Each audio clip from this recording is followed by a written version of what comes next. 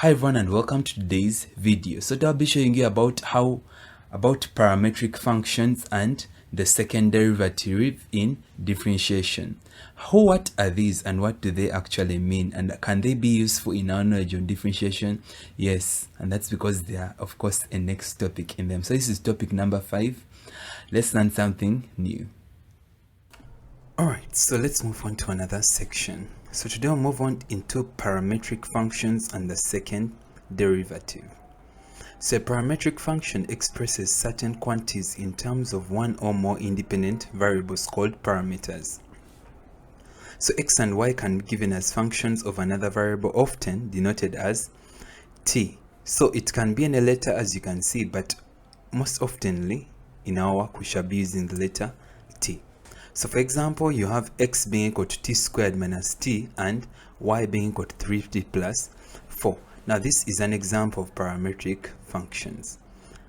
Now let's look at what we call the second derivative, which is something that I believe is going to also be useful. So the second derivative is the derivative of the derivative of the function. So what this basically means is when you get the derivative of a function, or when you get dy dx of a function, you basically get that answer that you've actually found and you get the derivative of that answer again, and that's going to be the second derivative. So we represent the first derivative as dy dx, and the second derivative is shown as d squared y over dx squared. So that's just something you can remember. So for example, if y is given as x cubed, so we know that dy dx shall be equal to 3x squared, and therefore the second derivative dx squared y over dx squared shall be equal to 6x. That's basically the derivative of this one. So also in other cases you can actually make use of this formula for the second derivative. So in case you're given a function but it's in terms of t, we can actually make use of this formula. So that's basically how second derivative works, but that will make more sense as we work on different numbers. So this is just basically something important to note. So the gradient of a curve is equal to dy dx. So every time you find dy dx, that's actually going to give you the gradient of the curve. So the gradient of the tangent to a curve at a particular point of contact with the curve is equal to the gradient of the curve. So hence the slope of the tangent to the curve is equal to the gradient of the curve at a point of contact. So when you deal with the tangent, so the slope of the tangent at that point where it meets the curve is actually the same as the gradient of the curve. So also, it's also important to note that the normal to the curve is perpendicular to the tangent. Alright, let's look at some questions, and this will actually enable us to understand this better. So being told if x is equal to t cubed plus t squared and y is equal to t squared plus t, find dy dx in terms of t. So how do we do this? So let's solve this. So we know that x is equal to that. So let's first get dx dt. So dx dt shall be equal to 3t squared plus 2t. So we also know that y is equal to t squared plus t. So therefore dy dt shall be equal to 2t plus 1. So now dy dx shall be equal to dy dt times dt dx. Now that's very important to notice. That's actually how you find the value of dy dx. So this is a formula that's almost related to the chain rule in a way, but this is basically how we arrange it. So when you just get the dy dt value here times dt dx, so we're going to have the inverse of that. So therefore dy dx shall be equal to 2t plus 1 times 1 over 3t squared plus 2t. Now the reason we have a 1 over that is because basically what we had was dx dt, but now in the formula we require dt dx, which is basically the inverse, which is actually 1 over that. So when you multiply this, we are left with dy dx being equal to 2t plus 1 over 3t squared plus 2t. Alright, so therefore we can represent this as dy dx being equal to 2t plus 1 over t into 3t plus 2, and that's our answer. Alright, so another question, we're being told if x is equal to at squared. Remember that a just simply represents a constant. So x is equal to at squared and y is equal to 2at. Find dy dx and We're also being told to look for the second derivative, which is d squared y over dx squared in terms of t. So now we can set x is equal to a t squared, so dx dt is 2a t. And then y is 2at, so that means dy dt is 2a. So now therefore dy dx shall be equal to dy dt times dt dx. So dy dx shall be equal to 2a times 1 over 2a t. So dy dx shall be equal to 1 over t. But since dy dx is in terms of t and not in terms of x, to find the second derivative, we use the formula that we'd actually given at the beginning. So we get it from this formula. So we're going to substitute in the values. So where we have the dy dx in the formula, we're going to substitute and put in 1 over t. And then we know dt dx is 1 over 2a t. So now this basically means we're going to get the derivative of 1 over t. And then we know that t dx is 1 over 2a t. So now basically what's left is we have to actually find the derivative of 1 over t. So remember that 1 over t can be represented as t to the power negative 1. And basically the derivative of that will basically be negative t to the power negative 2, which can also be represented as negative 1 over t squared times this value that we actually have there. So when we multiply the two, we now can see that the second derivative shall be equal to negative 1 over 2at cubed, and that is what they wanted. So moving on to question number 3, we're being told that x is equal to t squared over 1 plus t cubed and y is equal to t cubed over 1 plus t cubed. Find the second derivative. So now we can see that x is equal to that. So basically this is one that requires the quotient rule. So we're going to use the quotient rule to solve this. And then we can actually see that after using the quotient rule, dx dt shall be equal to that. So that's what we get by using the quotient rule. So in a more simplified version, we have dx dt being equal to 2t minus t power 4 over 1 plus t cubed squared. And then we also know that y is equal to t cubed over 1 plus t cubed. So when you use the quotient rule and simplify, you'll be left with 3t squared over 1 plus t cubed bracket squared. So now dy dx shall be equal to dy dt times dt dx. Substituting the values, and that's what we end up having. So remember that now we're dealing with the inverse of dx dt, so that's why we have it in the reverse way. So now we can actually say that when we multiply the values, this is what we're left with. We can actually see that this and this cancel, and then we're left with 3t squared over 2t minus 4. Now we can actually say that we can reduce this even further, and we're left with dy dx being equal to 3t over 2 minus t cubed. But we're being asked to find the second derivative. But now we're left with dy dx. The dy dx value here is actually in terms of t and not in terms of x. If it was in terms of x, it would just mean we would just differentiate this again and get the value of the second derivative. But now since it's in terms of x, we're going to make use of the formula to find the second derivative. So now making use of the formula, so where there's dy dx, we substitute in what we have there, then this is what we end up having. So now when we differentiate this, so this is again going to require the quotient rule. So this is actually what we end up having. And then when we simplify this, this is what we want to end up having. So now we can actually say now we have 6 plus 6t cubed over 2 minus t cubed bracket squared times the values that we actually have right there. So now let's simplify this even further. So now we can pull out the 6 from here, and then this is what we end up having. So basically what is left is that. So now you can see that this and this are similar. So that means that the power of this, so the power of this is 1. So 1 plus 2 is 3. So we end up having these brackets multiplying themselves. Of course, that means we add the powers, so that's why we have a power 3 right here. Then this and this is also similar. So 2 plus the power here, which is 1, which means we'll also have to a power 3. So this is actually what we end up having as the second derivative as the final answer. Alright, so another question. We've been told to find the gradient of the curve with x being equal to t over 1 plus t and y being equal to t cubed over 1 plus t at the point a half, comma, a half. Alright, so how do we solve this? So let's again find dx dt. So dx dt, we're going to be making use of the quotient rule in this part. Then you can actually see that we'll end up having 1 over 1 plus t squared. Then we also know that y is equal to t cubed over 1 plus t. We're also going to use the quotient rule there. So when we use the quotient rule, we shall have dy dt being equal to 3t squared plus 2t cubed over 1 plus t bracket squared. So now we can see that dy dx shall be equal to dy dt times dt dx. So dy dx shall be equal to that. As you can already see that this and this cancel. So we're left with dy dx being equal to 3t squared plus 2t cubed. But now let's look at what happens at the point where we have x being a half and y being a half.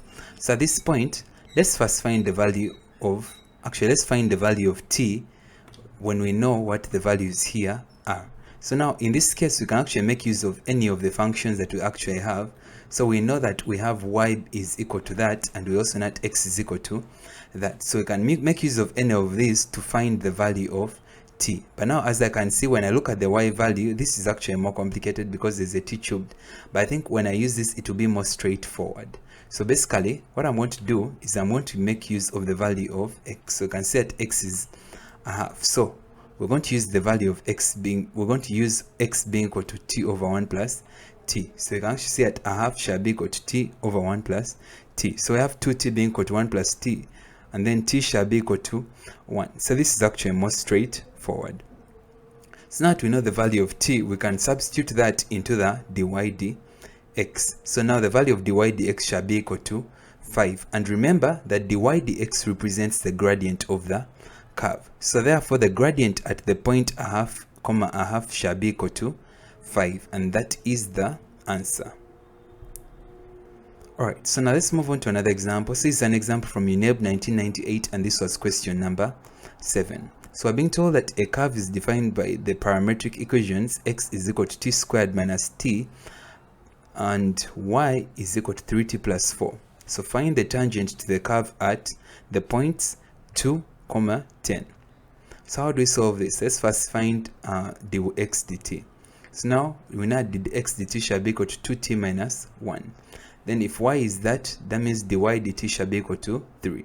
So that means now dy dx shall be equal to 3 times 1 over 2t minus 1. So dy dx shall be equal to 3 over 2t minus 1. So now that we know that, now let's look at the point 2, 10. Now we need to find the value of t.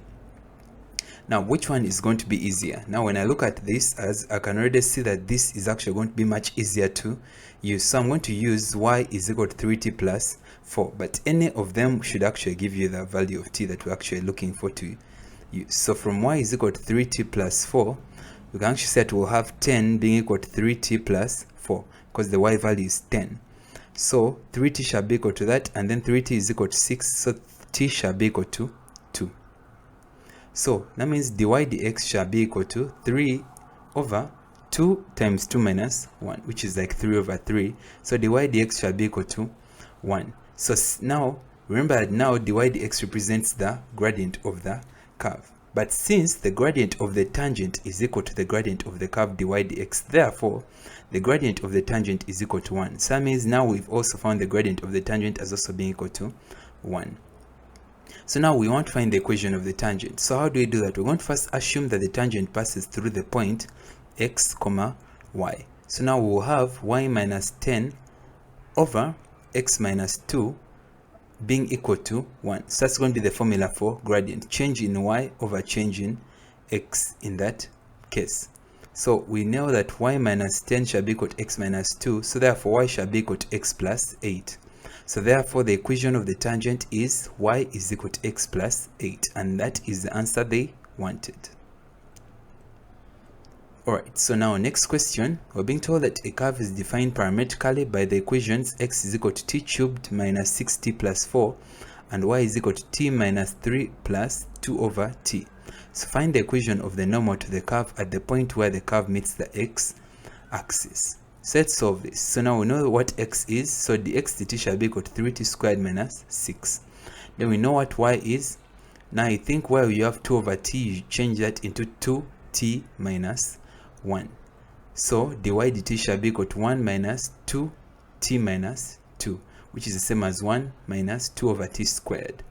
So now dy dx shall be equal to 1 minus 2 over t squared times 1 over 3t squared minus 6. Now basically this can be represented that way. Now the LCM here is t squared, so this is what you end up having, and then when you multiply those we are left with that. So in a more simplified version, that is what we end up having. And then when we continue further, we can actually see that this t squared minus 2 and this cancel, and then we're left with 1 over 3t squared as dy dx. So now at the point where the curve meets the x-axis, y is equal to 0. So that means we're going to make y 0 in the equation where the part where we actually have y. So let's make y 0. So when we make y 0, let's get the value of t in that case. So this is what we end up having. So now we have a quadratic equation. So when you solve this quadratic equation, you'll get t as either 1 or t as either being equal to 2. So now we have two different answers for t, and that means both of them would actually give us two different equations of the normal to the curve. So now we're going to deal with both of the two cases differently. So now when t is equal to 1, we can actually see that. Let's find the x value when t is equal to 1. So x shall be equal to that. So x shall be equal to 1 minus 6 plus 4. So therefore x shall be equal to negative 1.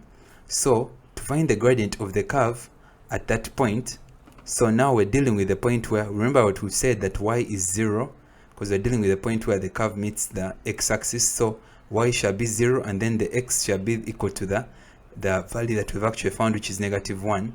So to find the gradient of the curve, let's find the gradient of the curve at that point. We can say that dy dx shall be equal to 1 over 3t squared. So this is the same as 1 over 3, which is equal to that.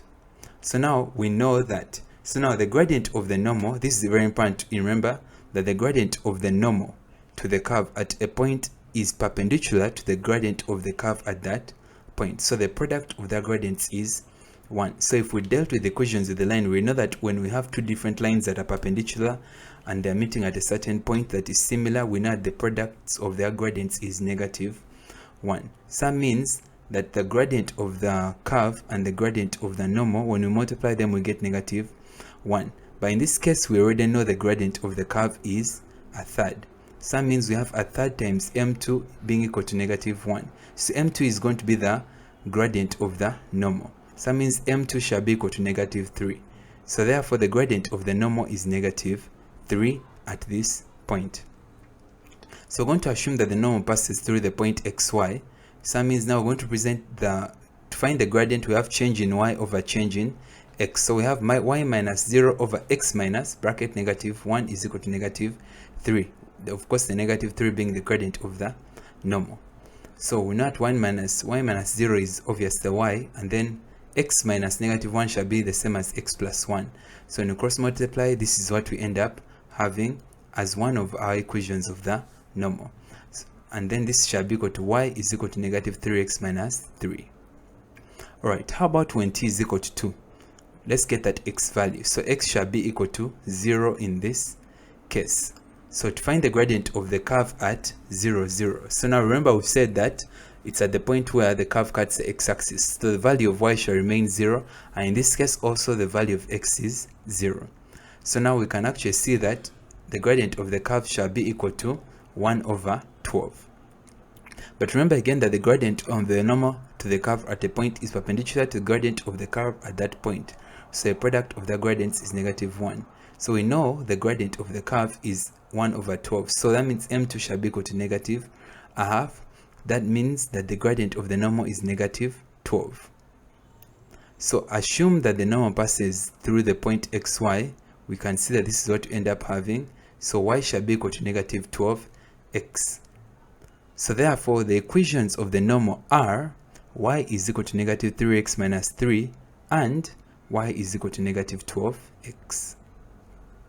So try these numbers out to see if you've understood this section of parametric equations and the second derivative. So I believe that once you try these out and get the same answers that I've actually shown here, you'll actually have a better understanding of this section. Thank you so much for watching. Thank you so much for watching this video. I hope the video really helped you. If it did, feel free to share the video with all your friends and help as many as you can. And then if you really like the video, feel free to give the video a like or a thumbs up, and then tell me in the comments if the video really helped you, and I'll try to get time and reply to your comments. And then if you're new to this channel, I encourage you to join the community by subscribing, and then make sure to hit the notification bell so that you get updated every single time I upload a new video. Thank you so much for watching, and I'll see you in my next video.